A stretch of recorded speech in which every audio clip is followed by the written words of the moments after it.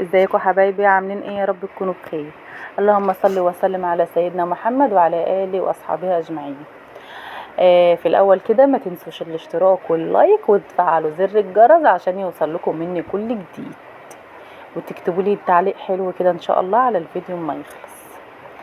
انتوا عاملين ايه كده بمناسبة الدروس؟ النهاردة 2/8، الدروس بادئة من امبارح، واللف والكتب والدنيا الكبيرة اللخبطة اللي بتحصل دي. الام بتفضل كام يوم كده يا عيني دماغها مرجوج، مش عارفة تعمل ايه. بنفضل كام يوم كده مش مروقين، بنقعد نقول يا اولاد 100 مرة في اليوم هو انتوا هتروحوا درس عند مين النهارده؟ يقولوا لنا ارجع تاني. انتوا هتروحوا درس عند مين النهار؟ يقولوا لي فارجع تاني. مش طب هتروحوا الساعه كام؟ يقولوا يا ماما كذا. اقول لهم انا تاني بعدها بدقيقه يا ماما كذا. اقول لهم. فبصراحه لخبطه، ربنا يعيننا والله العظيم في اليومين دول، وكمان الايام دي حار. يلا نبدا بقى معاكم الفيديو كده. احنا دخلنا في حكايه الدروس ونسينا احنا بنعمل ايه. طبعا انتوا شفتوا كل حاجه. احنا اول حاجه طلعنا للبطابيط. البطابيط انتوا ما شفتهمش بقالكم فتره. طلعنا معاهم 5 بتاع فراخ بلدي. الفراخ البلدي دي كانت مبهدله عندي. الفراخ البيضه تحت كانت بتقعد، هو ديك ابيض قد كده اهو، عمال يجيبهم من دماغهم كل شويه، لا عارفين ياكلوا ولا عارفين يشربوا. قلت لهم لا، طب تعالوا بقى كده اطلعوا بقى للي هيربوكوا فوق. قمت واخداهم مطلعهم فوق دول مع دول. فقلت اما اطلع لهم اطمن عليهم كده، لقيتهم يعني تعايشوا مع بعض نوعا ما. ونغير لهم الميه، عشان الميه دي الجردل ده بحطه تحت الحنفيه عشان الميه السخنه، وببقى اغسل فيه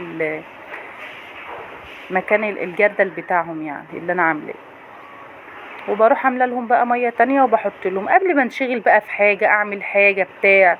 لان بصراحه بعد الوقت ده يعني انا اصلا كنت لابسه العبايه السمراء، كنت جايه من بره، كنت بودي البنات الدرس. فمع لما الواحد بيروح وبيجي، فوالله جيت من بره طلعت لهم على طول. هو انا لقيت ميه قدامهم واكل، بس بزود تاني. بغير لهم الميه عشان لو سخنه انا بحطها عامه في الظل، بس مهما كان يعني هي الميه قدامهم بملى برضو الجردل اللي تحت منه هو اتمليته، عشان برضو بيبقوا يحبوا يروحوا يبلبطوا فيه كده يعني. وبسيبهم بقى مع نفسهم. انا حاطه المخدات ديت ببقى اقعد كده قصادهم كده، بحب انا اقعد قوي كده اتفرج عليهم. هما ما شاء الله بقوا حلوين. هيجوا على رمضان بقى. انا اول مره اجيب بط، مش اول مره تصدقوا. لا انا كان عندي في مكان بس المكان ده بقى ما عادش عندي بقى دلوقتي. كنت بربي فيه بط وبربي فيه فراخ، كان مليان والله. فجبت دولاب بس قلت ايه جبتهم والله، وما كانش عندي لسه الصحارة ده، فقلت ما جبتها من عند ماما هي اللي ادتها. فهم كانوا 6 بطات بس. قلت اما نجيب نشوف الدنيا هينطوا مني زي ما كانوا بينطوا قبل كده ولا ايه. شوفوا هنا بقى كنت خلاص نزلت. قلنا اما نكنس الشقة ونروق الدنيا كده قبل ما نتلهي بقى في الحاجة. هنا كانوا فطروا وقعوا مع عيش وكده. فكل شوية والله كل شوية الواحد يكنس يكنس يكنس يكنس. بعدها ب5 دقايق كل حاجة بتتدهول تاني.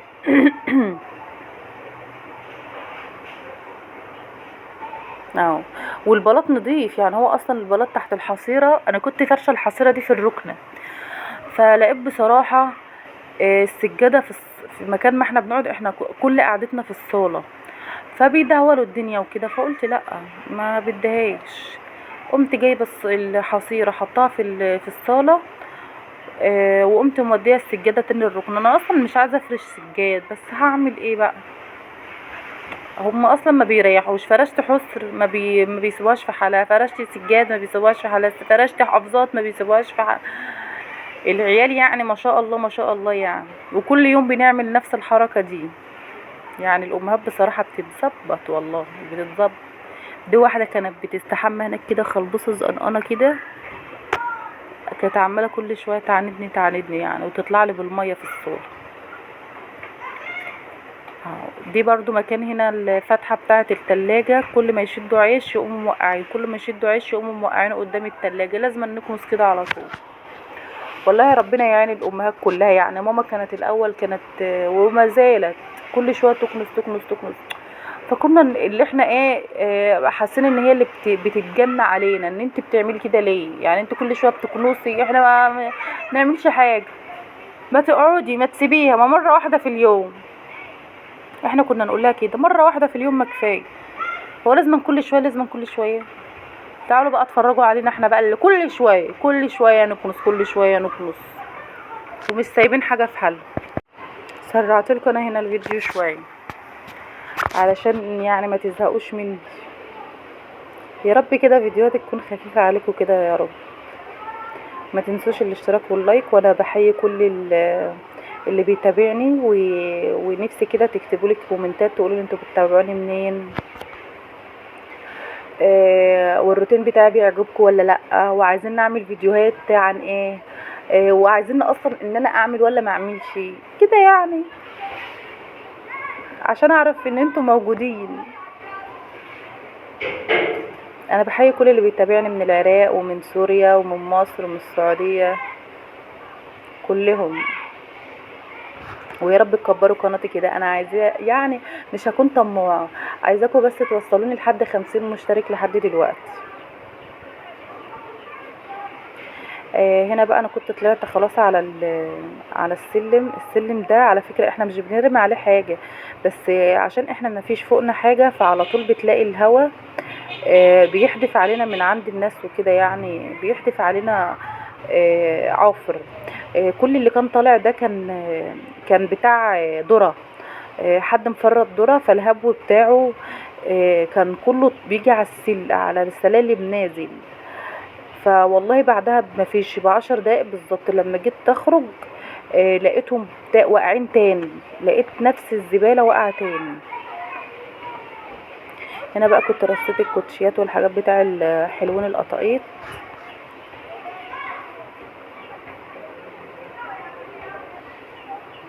السلم ده لو اتكنس كل هقول لكم ايه ربع ساعة، بس بصراحة ما بيتكنس بينضف، يعني بيبان عليه النظافة. او كل ده والله مش من عندنا، يعني بنلاقي كيس شيبسي وبنلاقي حاجات، واحنا مش بنرمي يعني اصلا، احنا حاطين الزبالات بره. طول ما انا واقفه على الحوض بقوم حاطه اي هوالك اي حاجه اكياس كده يعني، تنظيف طماطم مش عارف ايه، بحط في اكياس، اللي بيعوز يتحط في الزباله بقوم واخداه مطلعاه بره، اللي بيعوز يطلع الفراخ بقوم مطلعاه. ما بحبش ادخل الزباله في الشقه جوه لان الجو حر، فانت لو حطيتي اي كيس ريحته هتطلع. فانا بعمل كده طول ما انا واقفه، لو ممكن لو 3 4 مرات في اليوم اقوم حاطه في كيس واقوم مطلعاه في الزباله بره على طول، ما بدخلش الزباله دي خالص، سايباها بره كده على طول. وانا كده كنت خلصت هنا بقى وفرشت وكل حاجه. دي بس ايه اول 5 دقايق الجو كده نضيف والدنيا تمام وفل الفل. ندخل بقى على ايه، على المطبخ. شفت المطبخ؟ لو تفتكروا ان احنا كنا من فتره غاسلين والدنيا تمام، على طول المنظر ده كل يوم لازم أنا اشوف المنظر ده كل يوم. انا كنت غسلت، انا بطلع من الغساله النص ديت، يعني انا حطيت الابيض اول حاجه، لميت الابيض كله حطيته كده، وبعدين بطلع منها بقوم حاطه في الغساله الاوتوماتيك بشطف فيها، لان انا بغسل في المطبخ فهتبقى زحمه وهسه عليا خالص. المهم فبعدين ايه شفت الكيس اللي على الحوض ده انا بلم فيه الزباله اول باول والورق والهوالك وكده، بقوم مطلعه الحاجه غسلاها. لمينا بقى حاجه الفطار كانوا فطرهم، لمينا الحاجه والله. والصينيه دي بتتغسل قولوا 3 4 مرات في اليوم. ماما ما بكون هناك لو شايفه الطبق في الحوض بحس اللي هي على نار، انا بقى بيكون بالي طويل طويل خالص. تعالوا بقى شوفوا لما انا باجي الشقه لو شفتي طبقين في الحوض زي المنظر ده كده، انا عفاريت الدنيا بتركب. بس بيبقى بالي طويل، يعني اللي بيكون في الحاجه مش عارفه، باين هي عاده ان احنا لازم نمرر اهالينا كده، وعيالنا بيعملوا فينا نفس اللي شوفوا. فعلا بنتي الصغيره قالتها لي داين تداين، قالت لي يا ماما لازم اللي بيعمل حاجه في حد بتتعمل فيه. واحنا بنكره اهالينا في عيشتنا، فعيالنا بيعملوا فينا نفس العمايل. اه والله. بس يعني بنجز على طول على طول على طول كده. انا بحب غسيل المواعين بصراحه، محبش حد يدخل عليا المطبخ، بحب اكون مع نفسي كده واشغل فيلم، اشغل قصه، اشغل اي حاجه، فيلم قديم، افواه وارانب وسيده القصر والناس ديت، واقوم بقى داخله المطبخ واعيش حياتي. اه. بنغسل المواعين. يعني انت بتعملي ايه بقى؟ يعني انا اصلا قبل ما اكنس كنت ماليه الغساله، بملى الغساله بغسل و... يعني بغسل اهوت. الغسيل كده كده انت مش هتقعدي له، بتسيب الدور مع نفسه، تقومي بقى غسل داخله على المواعين تغسليها، مع لما الدور يطلع بيكون انت بقى غسلت المواعين ونضفت الدنيا.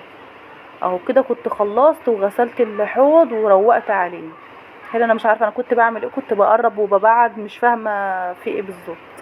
المهم كنا خلصت والله، والميه كانت جايه يعني كانت بصعوبه لسه طالعه، ما كانتش في ميه، وكمان الميه كمان هي اللي بتاخرني يعني في العمل وكده، مش دايما بيبقى في ميه. هشوف الحدو يا ولاد. والله خلصنا بقى ودخلنا على المرحله اللي بعدها. ماشي. الهدوم. الهدوم البيضة طلعناها، بنطلعها هنا بنزهرها.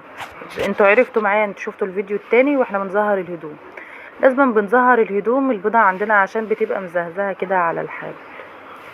نطلع الابيض وبنقوم عاملين له زهرة وبنزهره على حسب بقى ما انت عايزة تتقلي تعملي. انا مش عارفة بقى موجودة في كل بلد هي اسمها ايه، زهرة ولا اسمها ايه، بس بصراحة احنا بنحب نحطها على الهدوم، بتخلي الابيض حلو قوي على الهدوم. آه، بتخليه منور كده على اللحباية. بنعمله هو اول حاجة، وبعدين بنقوم مطلعينه بقى نشرينه، وكل اللي يطلع بقى نشطف وننشفه ونطلعه، نشطف وننشف ونقوم مطلعينه على بره على طول ننشر بقى.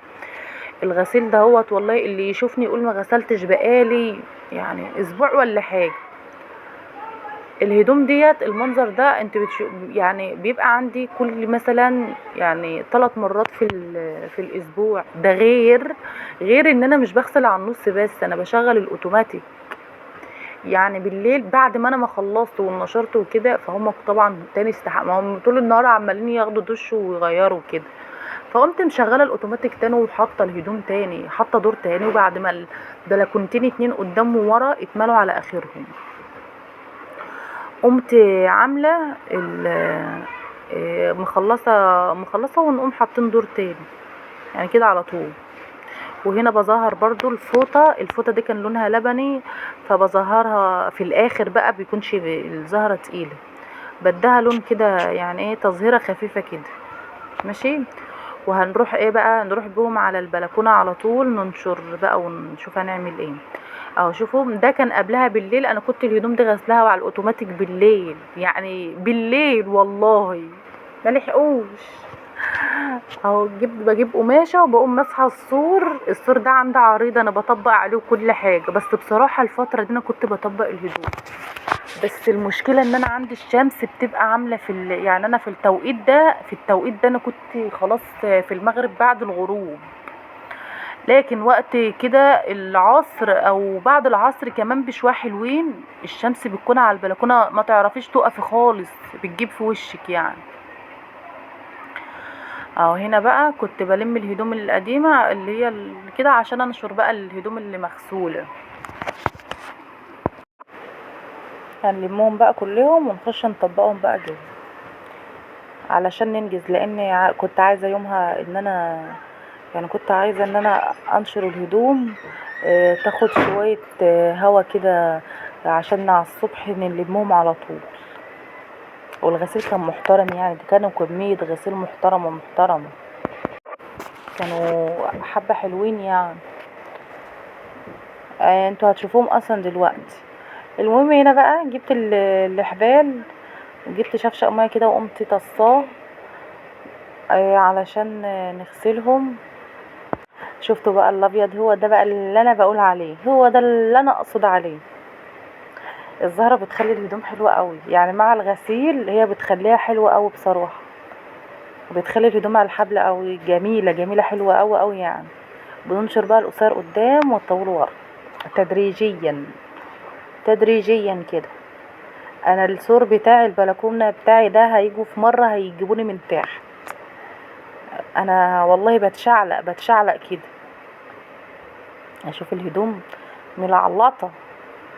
بصوا بقى على كميه الهدوم اللي جايه دي بعد ما نشرت. يعني انا نشرت طبق، فكان في طبقين كمان. يعني انا نشرت، انا كنت بنشر الحاجه 3 على بعض، 3 مش 2، لا 3 على بعض. بقى في الاخر كده كنت بنشر 3. كنت بعد ما نشرت كده بقى وظبطت وترتبت الهدوم على الحبل وكده، قمت ماسكه بقى كل حاجه انشر 2 3 2 3 3 والله العظيم 3 4. علشان الهدوم انا كده كده عارفه ان هم هينشفوا من درجه الحراره دي، هتنشف. هتشوفوا كل الهدوم دي فوق الملايات وفوق الحاجات مش لوحدها يعني.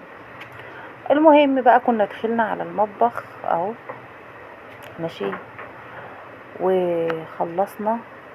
ده كنا خلصناه يعني المقطع ده، بس انا مكنتش وريتكم، مش فاكره وريتلكم ولا لا.